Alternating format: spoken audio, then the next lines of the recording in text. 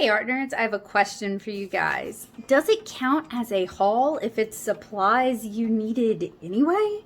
Asking for a friend.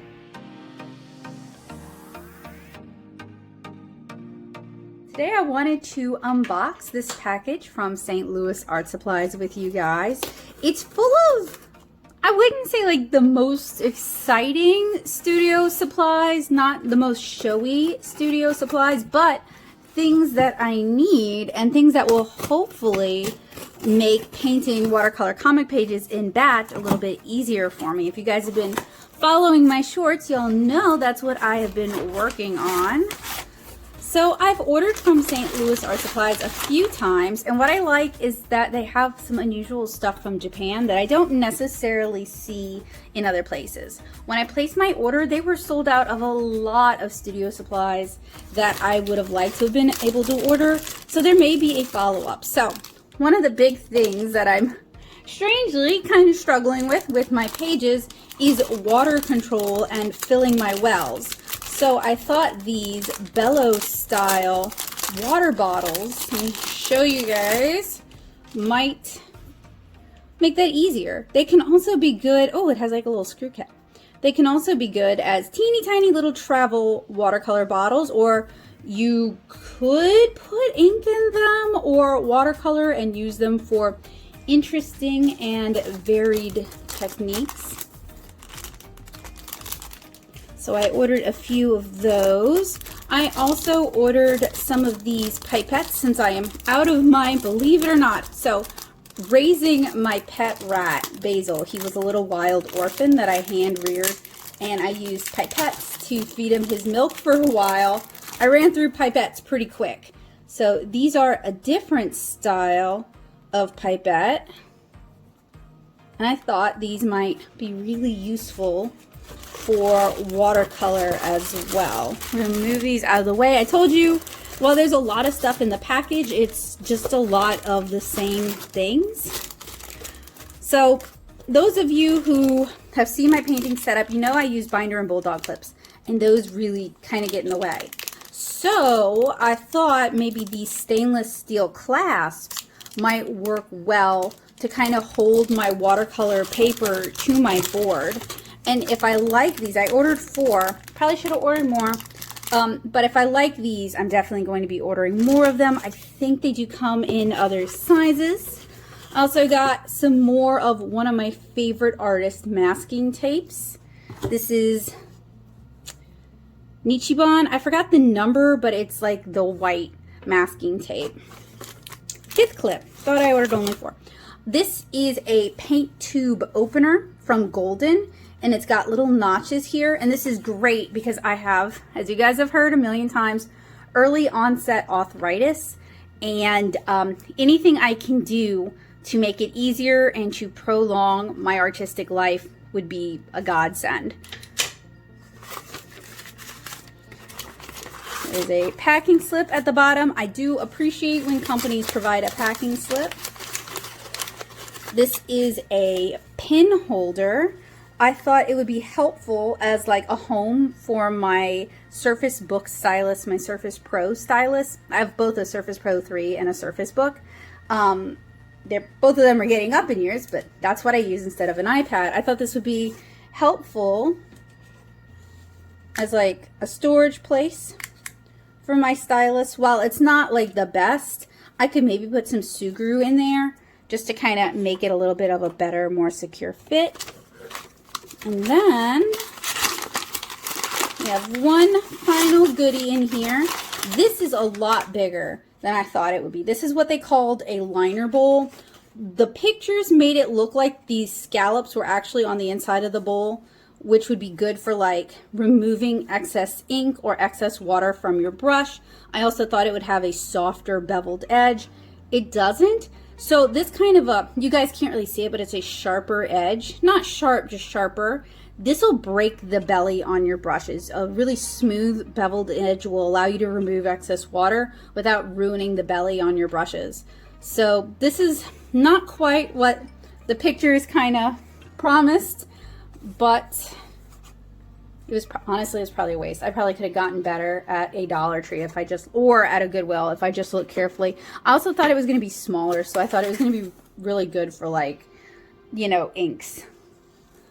They have a cute little sticker, and then their St. Louis Art Supply mini ruler / bookmark. So this is what I mean when I said if it's not a bunch of exciting supplies, if it's re-upping a lot of the same thing or trying out like studio staples, does it count as a haul? These are all things that I've either tried before and I really like and I think they work well, or I think they're going to be an improvement on my life, or I think they might solve a problem I'm struggling with, or it's not quite what I thought it was going to be.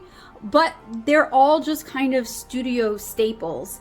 And I think St. Louis Art Supply has started carrying more of these kinds of things, and I hope they'll continue to do that, because I'm always looking for ways to make what I do easier. And Japan does a really good job of supporting, in terms of products, supporting their artists, partially because the manga industry really helps to drive that. There's a viable market for art, so there's money to be made in making products that are supportive to artists. I'm not going to show the receipt / shipping manifest on screen because it does have my address, but it does include everything I ordered in quantities, but it does not have a price.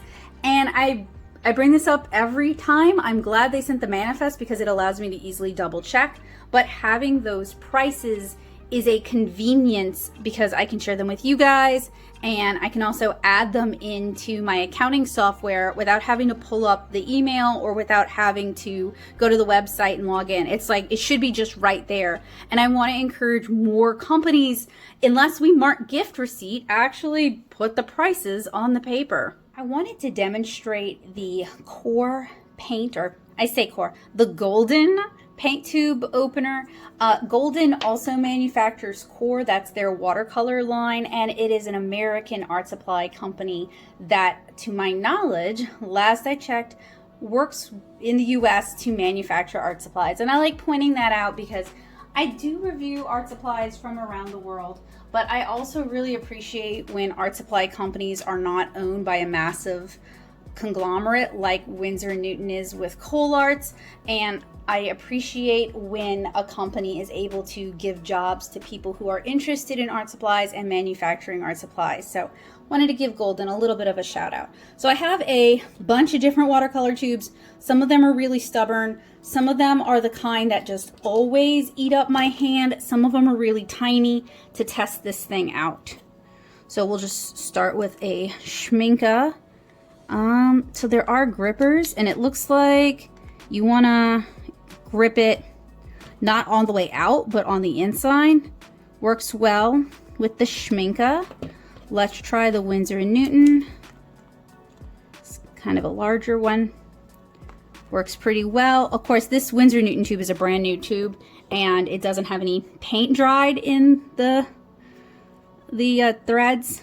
So this Superior tube, very easy to open, works with that. Let's try the Sennelier. Now they've changed their cap style, but we don't just throw out our watercolors when a company changes their cap style, right?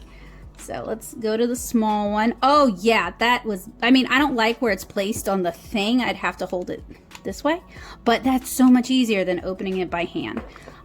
Yes, I appreciate that. So next is a Turner. It's a larger cap. So I think the hardest part of this is finding what section of our little paint wrench to put it in. Here's a Daniel Smith, one of the tinier tubes. Very easy to open. Here is a Core, one of the small cores. And this is the Yinmin Blue that my friend Kabocha sent me. Oh, this one has dried pretty good in there. Now, it will start to eat up the threads.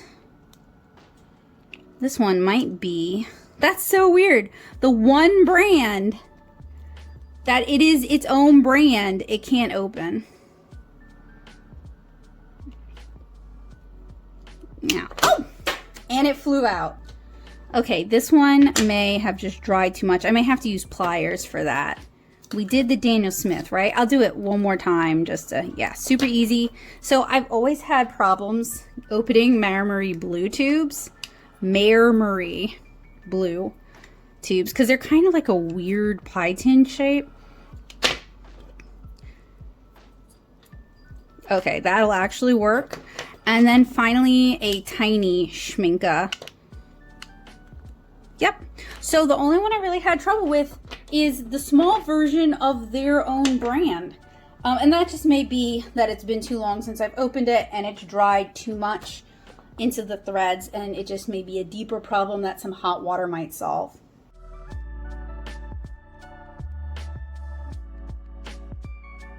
For these clips, I'm actually going to hold on to them until I'm stretching comic pages again and test them out on comic pages so that we can see.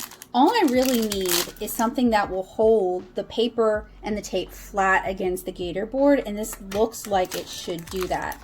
And I'm looking for something that's a lot less bulky, doesn't get in the way, isn't as wobbly as the binder clips and the bulldog clips that I've been using for a while. And this is another example of what I mean by, like, America really should support its artists and illustrators in terms of supplies and manufacturers better than it currently does. It was a lot better in terms of what was available in the 50s all the way through the 90s, and it's just really fallen off. And I know some of that is because a lot of artists have turned to digital, and there's nothing wrong with that, but I do wish that support was still there. It's just not quite as lucrative. But also in the US, art is just not really seen as a real job, despite everything you consume pretty much having been designed or handled, or some surface design aspect of it, whether it's the typography or the art on the product or the product itself, has been designed and created by an artist. When it comes to water containers, I use a couple of the Faber-Castell Click and Go cups that I have had for like over a decade now, with a paint puck stuck to the bottom of it. And I've talked about this thing in the channel before. This one's actually kind of gross because they will grow mold if you don't let them dry fully, and that one didn't dry fully. You can actually clean that in bleach.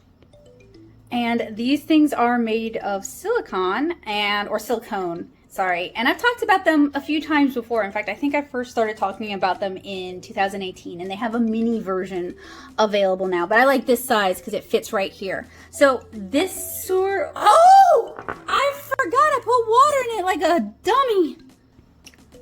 All right, so that goes to show that if you're not used to painting with glass, you can forget there's water in it. Yay, so smart.